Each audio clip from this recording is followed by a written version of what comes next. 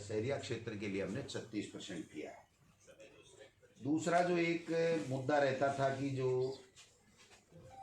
50% न्यूनतम जो स्नातक है तो वो स्नातकोत्तर या स्नातक में बीएड करने वाले जो बच्चे हैं उनको भी हम लोग अलाउ करते हैं। एनसीटी की जो 13 नवंबर 2019 की जो गाइडलाइन थी उसकी पालना करते हुए हमने पहले अगर स्नातक में 50 नहीं है, स्नातकोत्तर में कितने भी हैं तो वो नहीं बीएड ये रीट दे पाता था, अब उसमें कर दिया गया। दोनों में से किसी भी में भी अगर वो 50% है तो वो भाग ले सकता है रीट के अंदर। दूसरा जो न्यूनतम अंकों का था, बाकी अन्य कैटेगरी के लिए जो 12वीं में या जो बीए में उनमें जो छूट थी वो ईडब्ल्यूएस और ये जो हमारा दूसरे जो दोनों एमबीसी है उसमें भी उसको शामिल करते हुए पहले की तरह बराबर इन दोनों कैटेगरी को भी हमने शामिल कर लिया है।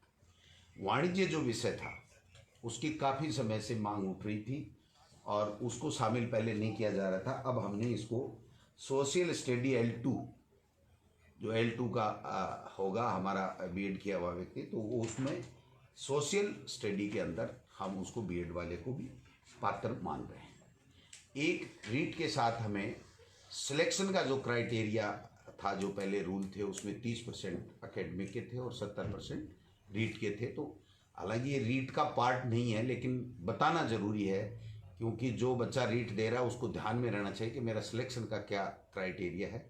तो उसको जो हमारे राजस्थान के नौजवान शिक्षित बेरोजगार जो ज़्यादा आने चाहिए, जिनकी बहुत बड़ी मांग थी, उसको ध्यान में रखते हुए अब जो पहले हमने टेट में कर रखा था उस तरीके से यहाँ पर 90% रीट का वेटेज होगा और 10% उसकी जो एकेडमिक योग्यता होगी उसका होगा। तो ये 30% पिछली सरकार के समय था, जिससे काफ़ी ये शिकायतें आई थी और काफ़ी फर्जी डिग्री लेकर के बाहर के लोग भी आ गए थे। तो मैं समझता हूँ राजस्थान के लोगों को ज़्यादा से ज़्यादा वेटेज मिले, इसके लिए भी हमने किया है। एक जो राजस्थान के बेरोजगार बच्चों को ज़्यादा से ज़्यादा मौका मिले, इसलिए 2011 में पहले जो सिलेबस बना था, तो इसमें जो एनसीटी की गाइडलाइन है उसमें है कि प्रचलित पाठ्यक्रम के हिसाब से आपको सिलेबस देना है। तो हमने दोबारा से सिलेबस तैयार करवाया माध्यमिक शिक्षा बोर्ड की टीम से, और उस सिलेबस में हमने राजस्थान को जहाँ जहाँ हमारी पुस्तकों में राजस्थान है वहाँ पर राजस्थान को सबसे ज़्यादा, राजस्थान की भौगोलिक परिस्थिति, संस्कृति आदि चीज़ों को हमने भूगोल, इतिहास, कला, संस्कृति सबको वेटेज देते हुए सिलेबस का निर्माण किया है। और जो सिलेबस है वो भी हम रीट के साथ या 1-2 दिन में जो भी माध्यमिक शिक्षा बोर्ड उचित समझेगा तो उसमें वेबसाइट में साथ में लगा देगा, जिससे वो बच्चे अपना अध्ययन कर सकते हैं। बाकी जो मोटा मोटी चीज़ है, एक बात कन्फ्यूजन चल रहा था कि बीएड वालों को L1 और L2 दोनों में लिया जाएगा, नहीं लिया जाए। तो एनसीटी की गाइडलाइन का हमने अच्छे तरीके से अध्ययन किया है, उसमें राज्य सरकार के ऊपर छोड़ा गया है। और एक शर्त ये भी है कि अगर कोई बीएड किया हुआ व्यक्ति L1 देता है तो उसको 2 साल के अंदर अंदर ब्रिज कोर्स करना पड़ेगा 6 महीने का, और वो ब्रिज कोर्स उस संस्था से कराएगा जो एनसीटी के द्वारा मान्यता प्राप्त संस्था होगी। तो ऐसी संस्था राजस्थान में आज की तारीख में नहीं है।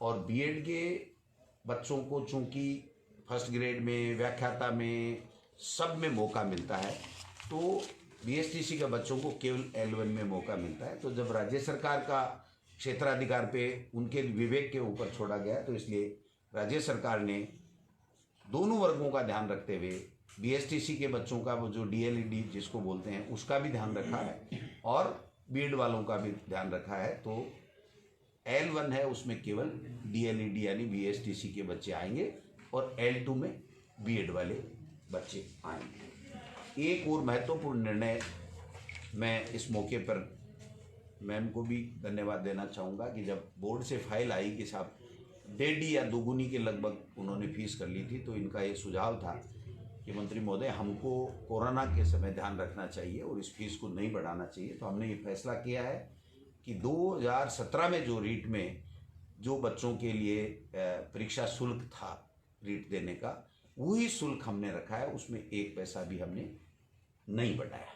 बाकी बोर्ड का जो टेंटेटिव कार्यक्रम है वो कल आ जाएगा, वो अपने हिसाब से करेंगे। लेकिन जो हमारे पास में आया है लगभग 11 जनवरी से जो ऑनलाइन आवेदन इनके लेने का उनका टेंटेटिव है, इसमें परिवर्तन हो भी सकता है, वो बोर्ड का काम है। लेकिन जो मोटा मोटी मेरे पास में आया है उसके हिसाब से हम लोग 11 जनवरी से 8 फरवरी तक आवेदन लेंगे और फिर चालान और जमा कराने की वो भी 4 फरवरी तक की है, और वेबसाइट पर प्रवेश पत्र की 14/4 डेट रखी है उन्होंने टेंटेटिव। और प्रथम 6 से 8, 10 से 12:30 परीक्षा का समय, और वो जो 1 से 5 कक्षा का है वो 2:30 से 5, इस तरीके से 25 अप्रैल की एग्ज़ाम है। तो ये जो मैंने टाइम टेबल बताया, ये बोर्ड अपने हिसाब से आवेदन लेने का घटा सकता है, बढ़ा सकता है, वो उनके विवेक पर, उसमें राज्य सरकार का कोई दखल नहीं है। हम केवल ये जो छूट दे रहे हैं या हमने जो नए निर्णय किए हैं, जो हमारे शिक्षित बेरोजगारों की रीढ़ देने वालों की जो मोटी मोटी समस्याएं थी, उनको काफ़ी जद्दोजहद के बाद में काफ़ी विचार विमर्श करके पूरी तरीके से एनसीटी की गाइडलाइन के हिसाब से हमने इसको दुरुस्त किया है। जो मोटा फैसला किया गया है वो मोटा फैसला राजस्थान के बच्चों को ज़्यादा से ज़्यादा मौका मिले, इसके लिए राजस्थान का जो हमारी पुस्तकों में पाठ्यक्रम में है सामग्री, उसमें से जो सिलेबस है उसका निर्माण किया गया है, और जो 10 और 90 का जो वेटेज है वो वेटेज हमने आगे सिलेक्शन में किया है। ये मोटा मोटी जो आज हम भेज रहे हैं, अब वो आज कल निकालें परसों निकालें वो उनके ऊपर है, जब भी विज्ञप्ति निकलेगी उसके बाद में इन लोगों को मौका मिलेगा। सर एक लाइन में पूछें तो क्या अब लेवल 1 में बीएड धारी को शामिल नहीं किया जाएगा, आपके कहने का मतलब ये है? बिल्कुल, राज्य सरकार ने अंतिम फैसला कर लिया है, क्योंकि ये राज्य सरकार पर छोड़ा गया था।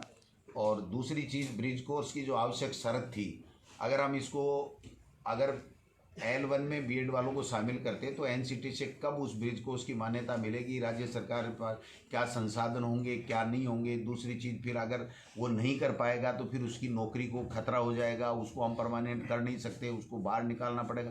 तो कई तरह की कॉम्प्लिकेसी बढ़ने की संभावनाएं थी। और दूसरी, अन्य स्टेट्स का भी हमने किया है, तो कई जगह कोर्ट केसेज में हैं, बिहार में हुआ है और जगह हुआ, तो वहाँ एनसीटी ने जो अपनी उत्तर रिप्लाई दिया है कोर्टों में, वो भी उन्होंने कहा ये राज्य सरकार का निर्णय है। तो L1 में केवल BSTC वालों को मिलेगा और बाकी सभी एग्जाम्स में बीएड वालों को तो मिलता ही नहीं।